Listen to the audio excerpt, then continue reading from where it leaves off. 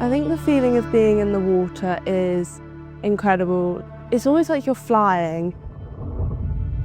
I think it's really helped me get to where I am, not as a swimmer, but also as a person.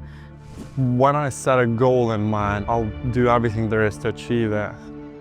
That's my motivation every day, is try to better myself, because I knew with small victories, small steps, that's when you start to see the bigger progress.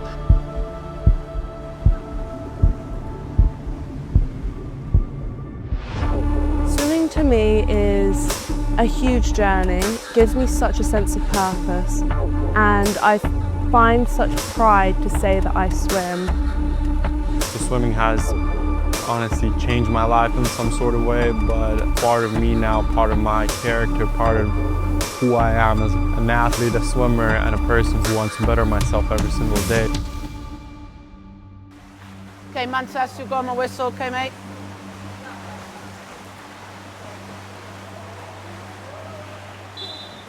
Take mark!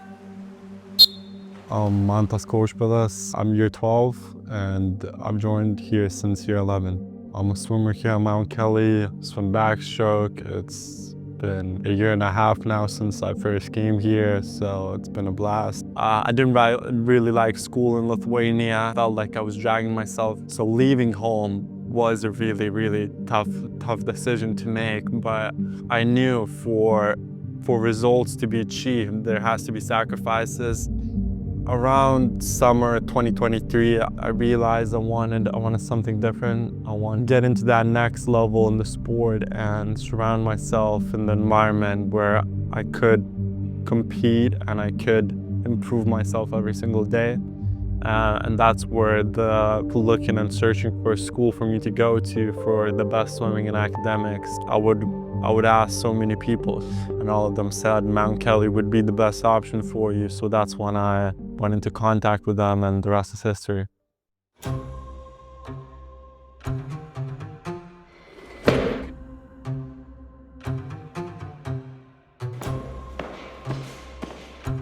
Push, easy. Since I came here, I mean, Josh has done an incredible job, honestly. I put on like 10 kilograms of muscle. When the body's stronger in the gym and you're more capable of doing certain things, it kind of translates into swimming really well. The really big breakthrough was probably European Juniors. Confident towards the atmosphere, everything. I looked up, saw my mom, saw all the Lithuanian people just cheering on for me, and to win there, it's just a surreal feeling. I feel like mindset is one of the most important things in sports. I think my head's in the game. Everything's good. Try to push myself every session, see what my body's capable of, and hopefully it's going to help me. And I think that's the beauty of also working within a group as well, isn't it? You've got the individual side of it, but then also you've got the motivation of others within the group that are in a like-minded situation. And I think from a day-to-day basis, we're looking at those big goals. We've got that huge frame where we're looking like this is the big picture, and then we have to narrow it down, narrow the focus just to that week. It's kind of slowly improving, because I feel like if you win one practice, win a couple more, you won the week, winning weeks, winning months, and at the end, when it's time to swim fast, you're really confident. Because we understand that we are, a part in the journey, and you've got more to give when you go beyond them and you're a little bit older, when you go into university level, and we want to be able to set you up for the the best potential that you can give. Yeah. I feel like the coaches, they don't just wanna raise good athletes, they want to raise good human beings as well, to have manners, to hold themselves and behave really well, and just like understand that not swimming in a pool really fast is not everything, There's aspects outside of that. It's really quite a unique environment to be able to just treat an athlete as a person first, and that is something that's taken time to get to. I think as soon as you take your eyes off performance and deal with the person that you have in front of them, what makes them tick, what are their hopes, dreams, what are their goals, what do they like doing outside of the pool, and focus on that and building relationships in the first instance, you tend to get to the end goal a lot quicker, which is obviously swimming fast. At school, we always say this phrase, and it's like, a happy swimmer is a fast swimmer. And I actually do think that's true, because if you weren't happy, then you can't train to your best of your abilities, you can't swim to your best of your abilities, and then you won't be able to race well because you're just thinking of all these terrible things. And so I really try to just be happy and enjoy it. Hi, I'm Edie Price and I'm a Year 11 student at Mount Kelly. I was raised in Cornwall in a small town called St Ives by the beach with these incredible sunsets everywhere. I think I'm a really driven person, and I do think that one of the things that mainly drives me is my competitors. Thinking about winning, thinking about doing well is what gets me through a training session like 66.9. 66.9, finish. Oh, that's painful as well, well done. I go through a hard session and I'm just thinking, I want to beat this person, I want to perform to the best of my abilities. Like, I always have these small goals in my head to sort of get me through it, because everyone knows a hard session is sometimes terrible and it is quite hard to get through. So Edie's had challenges around injuries. She's still in a little bit of a challenge now, but she works with the support staff, she works with the physio, she works with our athletic development coach. And it's never easy. I think the hardest part of my journey so far has been when I had an injury, because I didn't really know what to do about it. And then I had to overcome not being able to swim for a while, having to adapt my training after that. Okay, so first of all, I'm going to bring your toes up towards you. Good. And then coming all the way down. There. And then bring this one all the way in.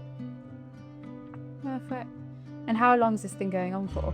Quite a while. I had injury first last year and it got better, and then it got worse. But I think it's just the amount of kick that I do. I have to watch how much I do, because obviously my ankles are quite weak. You don't wear fins too much. Yeah, so the fins make it worse. Yeah. Okay. And how has it affected your performance? Well, at the start I sort of just left it, and so it did get worse.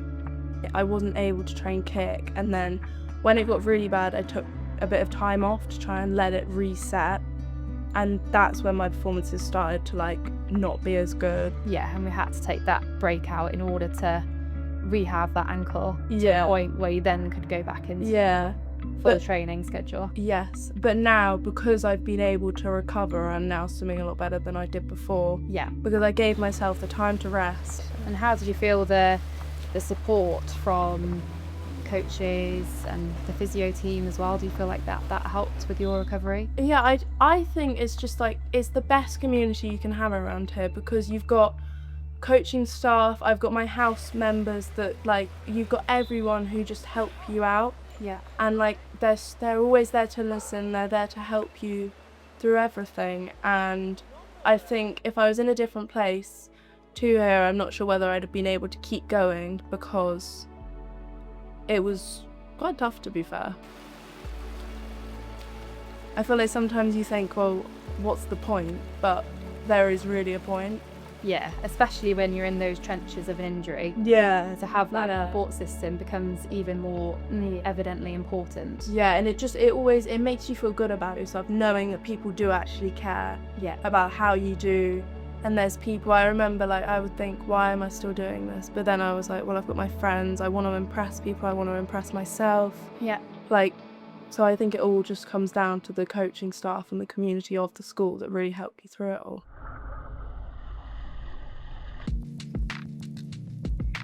So my typical day at school starts off with an early morning swim. Wake up at about 5:20 in the morning. Do our 15 minutes of pre-pool, and we complete our session, and then everyone will go to breakfast together.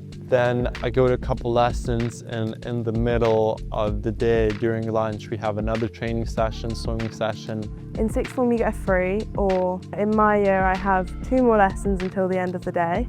Have a snack, go back into a couple more lessons, and after all those lessons you gym after that. We'll do a training session, whether it's race pace, threshold, or just recovery. So that's I think the toughest training session we have. We had the rest of the evening to ourselves to do work, revise, or just simply chill, read a book, and then get ready for bed. The time management for my lessons and swimming means that I'm able to work to the best of my ability to get the best outcome for when I go to do my exams, like in the summer I've got my GCSEs. And within the pool I'm able to completely focus on my swimming. I don't have to be thinking, oh, I need to revise this, I need to revise that, because I've already done it, or I know when I'm supposed to revise it, which makes it really helpful just for my brain to like relax a bit.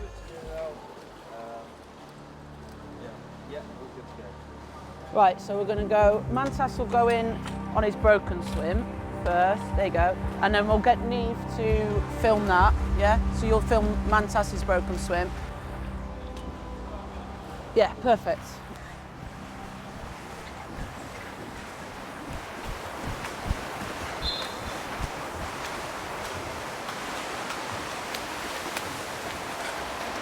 Nice work, 11-0. Right, bud, let's just go through yesterday's work. A couple of elements that we need to move forward with that we identified last time was slight body positioning at the 100 speed. We talked about your head being a little bit too high for the 100, but it was fine in the 50. So we'll just have a look at that. Well, okay, first of all, you don't need me to say, do you? Yeah. Okay. Even under fatigue, we can't afford to allow breakouts like that. Obviously your hands separated straight away, slipped through that breakout stroke, but you've rescued it with your head positions. Your head position's looking pretty good there. So this is that slightly slower pace. You can see that your hips are sitting quite low.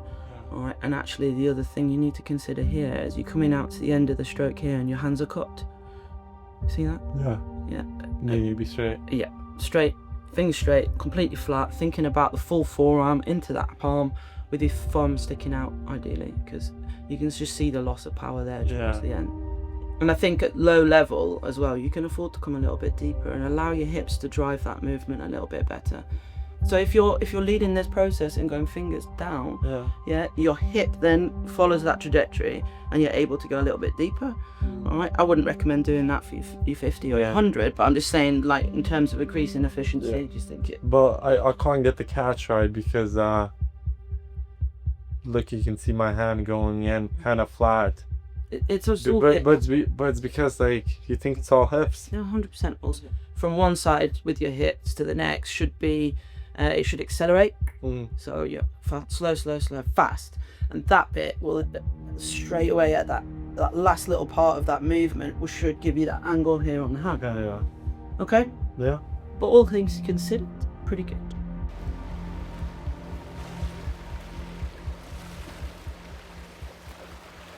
And if the right doors open at the right time, we'll see Mantas on a senior international stage.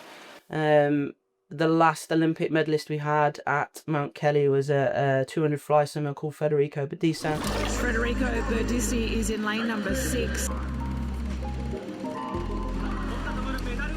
We saw Chadwick going out like a train in the semi-finals. In the line for Federico Badiso. And of course you're going to celebrate. He was the youngest male in history to win a European medal, which is amazing. But I've spoken to Mantas a couple of times about that, and we're due another international medalist at that level. And Mantas has everything he needs to be able to get to that level. But again, it all very much depends on what doors open at the right time. We've got to be the best when we're transitioning into senior level swimming, and I do think he can get there.